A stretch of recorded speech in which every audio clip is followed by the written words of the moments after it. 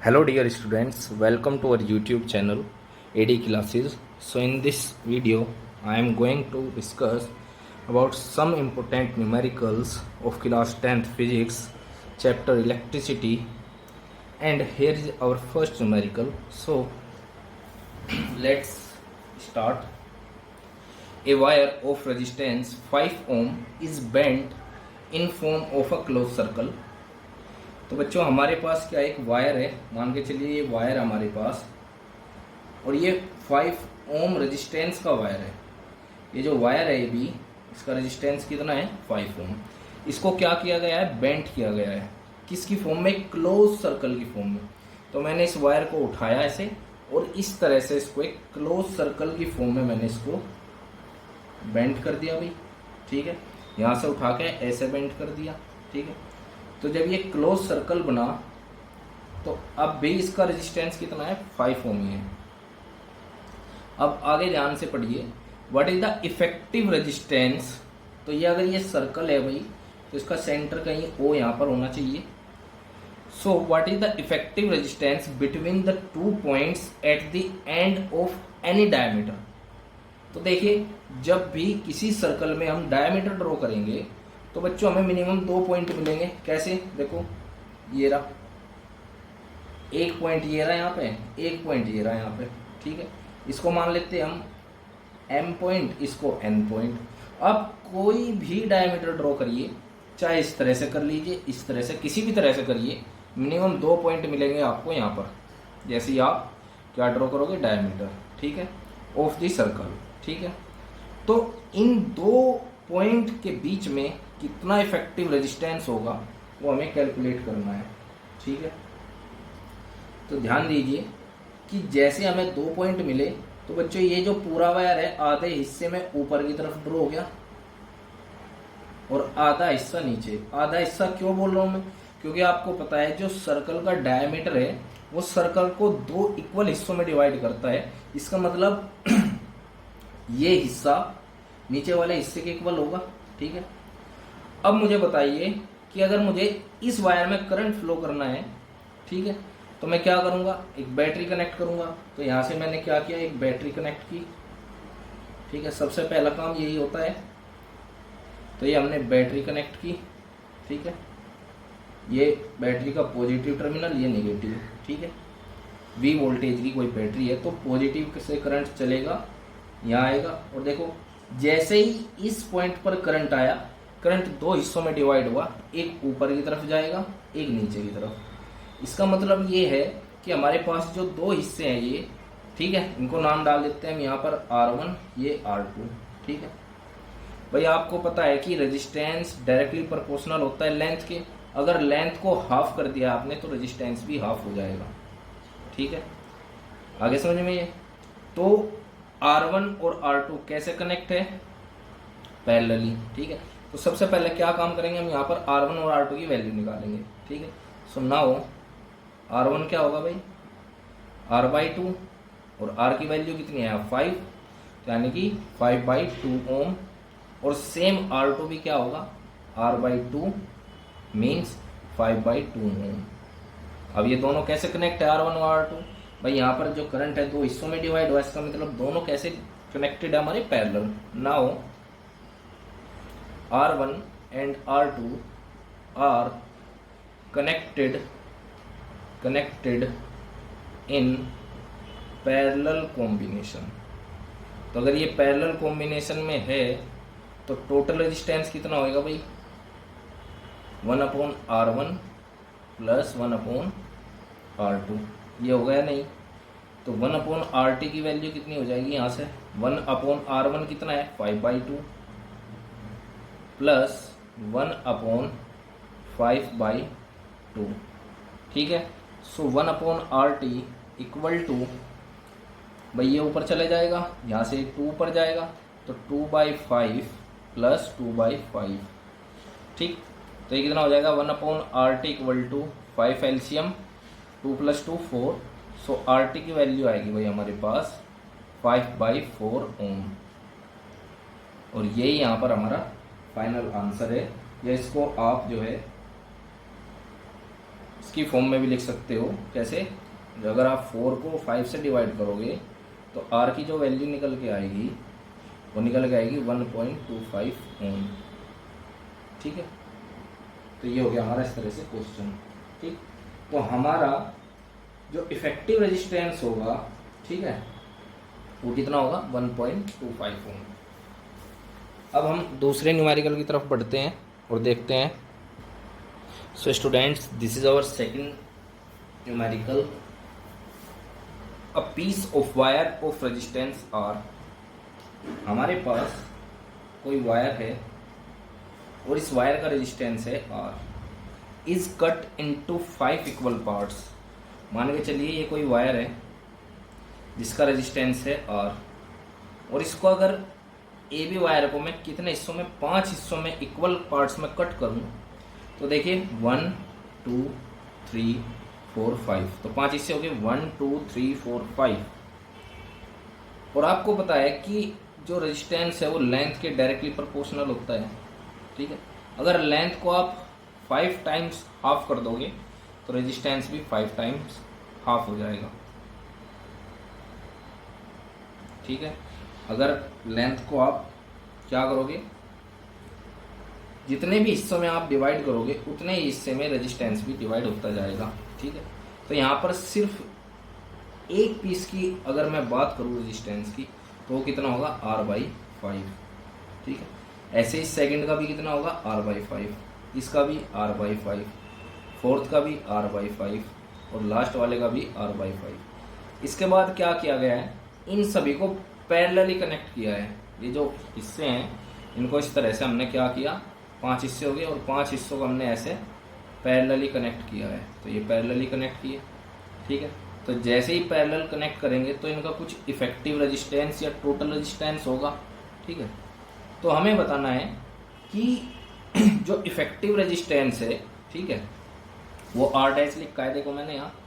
ठीक है, तो हमें बताना है कि ये जो R/R डैश है उसका रेशियो कितना है।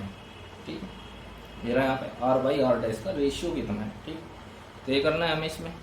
तो देखिए, तो क्या लिखेंगे? ठीक है, तो resistance of each part of wire. ठीक है, हर एक हिस्से का रेजिस्टेंस कितना होगा भाई? R/5। ठीक है, लेंथ के जितने हिस्से रेजिस्टेंस के भी उतने हिस्से। अब इन सभी को क्या किया है? पैरेलली कनेक्ट किया है। ठीक है, now all 5 pieces of wire are connected in parallel combination. So तो टोटल रेजिस्टेंस कितना होगा भाई? 1/RT equal to 1/R1। इस तरह से लिखेंगे वैसे तो हम 1/R2 plus 1/R3 and so on, लेकिन हमारे पास यहाँ सभी की वैल्यू है तो 1/R1। तो R1 की वैल्यू क्या है हमारे पास यहाँ? R/5।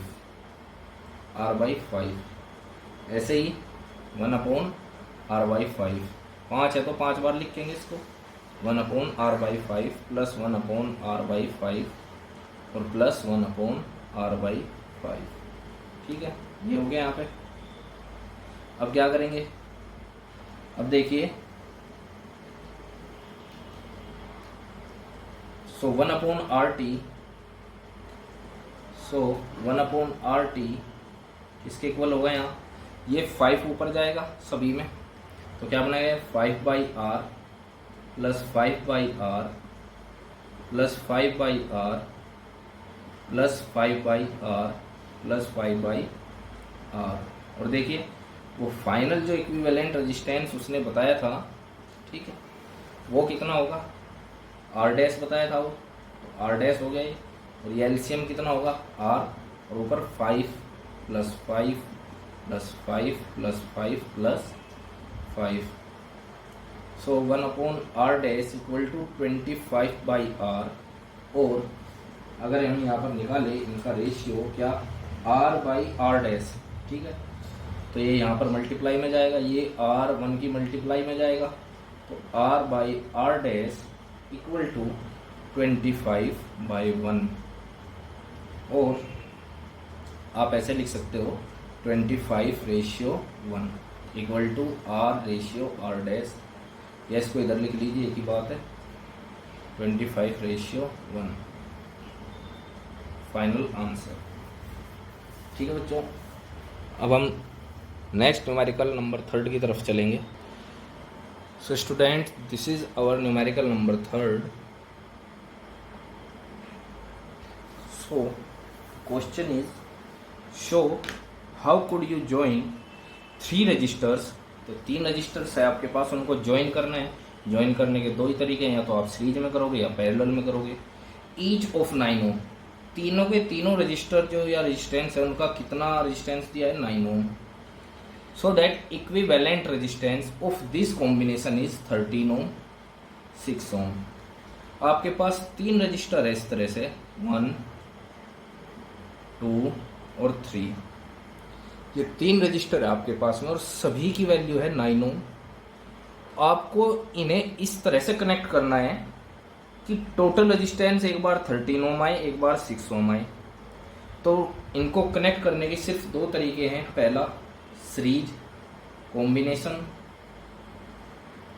Second parallel combination.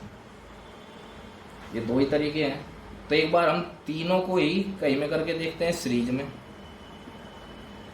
1, 2 and 3, 9 ओम, 9 ओम, 9 ओम।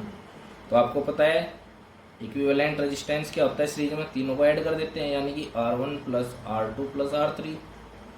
तो कितना हो गए, 9 प्लस 9 प्लस 9 27। और ध्यान दीजिए आंसर आपको पहले से ही गिवन है, कितना आना चाहिए, तो 13 ओम आना चाहिए या 6 ओम। तो इन दोनों में से कोई भी नहीं आ रहा है, इसका मतलब सीरीज में तो हमें इन्हें कनेक्ट करना नहीं है। इसके बाद दूसरा तरीका हमारे पास पैरेलल देख लेते हैं भाई। अगर पैरेलल से बात बन जाए तो first, second and then third, और तीनों को ही हम कनेक्ट करते हैं कहीं में पैरेलल में। सो जैसे ही हम तीनों को पैरेलल में कनेक्ट करते हैं इस तरह से, 9, 9 और 9 ओम, ये बैटरी हुई वोल्टेज। तो टोटल रेजिस्टेंस कितना निकलता है भाई, 1/R1 करके करते हैं हम, 1/R2 प्लस 1/R3। तो देखिए 9 प्लस 1/9 प्लस 1/9, 9 एलसीएम, ऊपर 3 आएगा, 3 3 जा 9। सो RT की वैल्यू आएगी 3 ओम। तो अब भी नहीं आ रहा। इसका मतलब है कि तीनों के तीनों को ना तो हम पैरेलल कनेक्ट कर सकते हैं और ना ही सीरीज में। इसका मतलब क्या है, इसका मतलब है कुछ डिफरेंट कॉम्बिनेशन हमें यहाँ पर करना होगा, कुछ डिफरेंट कॉम्बिनेशन हमें यहाँ पर करना होगा। ठीक है, ताकि हमारी जो वैल्यू आए वो एक बार 13 ओम आए और एक बार हमारी वैल्यू 6 ओम आए। ठीक है, तो मैं क्या करता हूँ कि हमारे पास जो 2-3 रेजिस्टेंस है, पहला, दूसरा, तीसरा, ठीक है, मैं पहले 2 को पैरेलल, ठीक है, पहले 2 को मैं पैरेलल कनेक्ट करता हूँ ऐसे। ठीक है, तो ये पैरेलल कनेक्ट हो गए भाई, और तीसरे को इन दोनों के साथ सीरीज में कनेक्ट कर देता हूँ। ठीक है, ये देखिए, ठीक है, 9 ओम, 9 ओम और 9 ओम। ठीक है, तो हमने क्या किया भाई, 2 को पैरेलल और तीसरे को सीरीज में। तो इसको नाम डाल देते हैं हम, ये R1, R2, R3। यहाँ लिखेंगे R1 and R2 are in parallel combination. So value क्या होगी भाई यहाँ पर, R12। देखो जिन 2 को भी हम कंबाइन करते हैं, इक्विवेलेंट ना लिख के इस तरह से लिख देते हैं। जैसे अगर हम 3 को करें, 1 2 3, R1 R2 R3, तो यहाँ कैसे लिखते हैं हम, equivalent R1 plus R2 plus R3। तो ऐसा ना लिख के आप क्या कर सकते हो, जितने को ऐड कर रहे हो आप, इतने को ही इक्विवेलेंट की जगह रख दो, ऐसे 1 2 3। ठीक है, तो ऐसे ही हमने यहाँ किया है। R12 कितना होगा भैया, 1/9 प्लस 1/9, तो 1/R12 इक्वल टू 9। ये कितना आएगा यहाँ, 2। सो R12 इक्वल टू 9/2। ठीक है, तो इसका मतलब इन दोनों को हटाएंगे अब और एक ये लगा देंगे। ठीक है,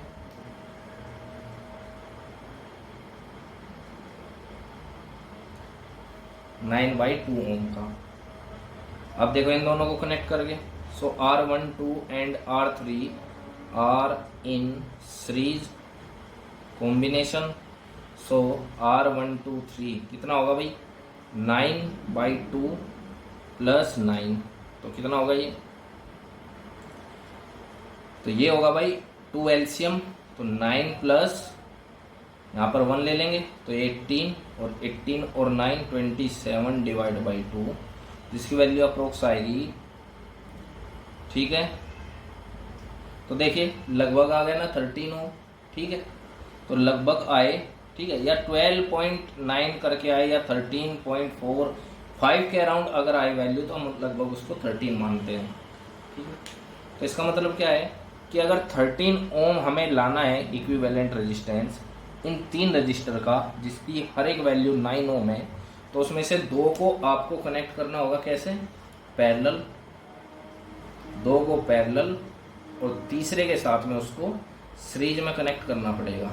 ठीक है, तो इससे आपकी 13 ओम वैल्यू आ जाएगी।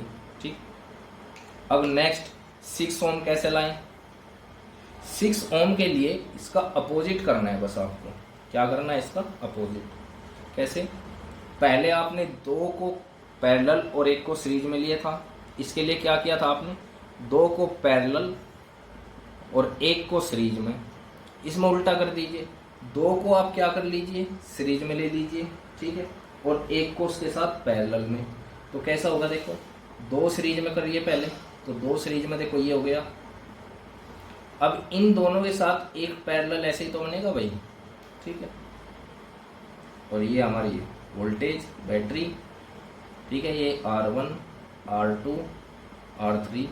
अब आपको पता है वैल्यू सभी। Now R1 and R2 are in series, so R12 कितना हो जाएगा भाई, 9 प्लस 9, क्योंकि हर एक की वैल्यू 9 है, 18 ओम। अब नाउ इन दोनों का कंबाइन होने के बाद जो इक्विवेलेंट आया ये R12 जिसके साथ पैरेलल में है, तो now R12 and R3 are in parallel combination. और पैरेलल कॉम्बिनेशन में क्या बनेगा भाई, 1/R123 equal to 1/R12 plus 1/R3। So 1/R123 equal to, इसकी वैल्यू कितनी आई है, 18 प्लस R3 की वैल्यू कितनी आई है भाई, 9 पता है हमें। दोनों का एलसीएम कितना हो जाएगा, यहाँ कर लेते हैं इसको। सो 1/R123, दोनों का एलसीएम 18, सो 1 प्लस 2 इसके इक्वल होगा ये, यही यहाँ कर देता हूँ 3/18। ठीक है, 3 6 जा 18, सो R123 इक्वल टू कितनी आ गई, 6 ओम। सो ये आ गया। ठीक है, आया समझ में ये। ठीक, तो हमें क्या करना है, अगर हमें 13 ओम चाहिए, ठीक है, और इस तरह के जितने भी क्वेश्चन होंगे ना जिसमें ये कहेगा कि इक्विवेलेंट रेजिस्टेंस ये हो और 3 दिए हों, तो लगभग सभी क्वेश्चन इसी तरीके से होंगे। ठीक है, इसको रफ कर देता हूँ मैं, आपको नोट करना है तो वीडियो पॉज करके कर लीजिएगा। ठीक है, ठीक है, सिंपली क्या करना है कि जितने भी आपको रजिस्टर दिए हैं उनको एक बार क्या करना है, 2 को पैरेलल में कीजिए और इसके साथ एक सीरीज में। ठीक है, और पता कैसे करते हैं, करंट फ्लो करा के। ठीक है, तो करंट जहाँ डिवाइड हो जाए वो पैरेलल, जहाँ डिवाइड ना हो सीरीज। ठीक है, और बाकी दूसरा कॉम्बिनेशन ये रहा। ठीक है, ये वोल्टेज होगी। तो देखिए यहाँ पर डिवाइड हुई थी तो दोनों पैरेलल। अब देखिए यहाँ पर भी डिवाइड हुई, I1 और I2, भाई यहाँ से I करंट चली होगी, यहाँ पर डिवाइड हुई, लेकिन दोनों में सेम रही I, थ्रू आउट सेम रही, तो दोनों कहीं में कनेक्टेड है सीरीज में, और इसके साथ ये पैरेलल में। ठीक है, तो इस तरह से आप कर सकते हो इस तरह के क्वेश्चन। 3 ही क्वेश्चन रखे हैं मैंने आज, और जल्दी नेक्स्ट सेकंड पार्ट भी लाऊंगा उसमें और इम्पोर्टेंट क्वेश्चन लेके आऊँगा मैं। अगर ये अच्छा लगा हो आपको तो अपने दोस्तों के साथ शेयर कीजिए। Thanks to all.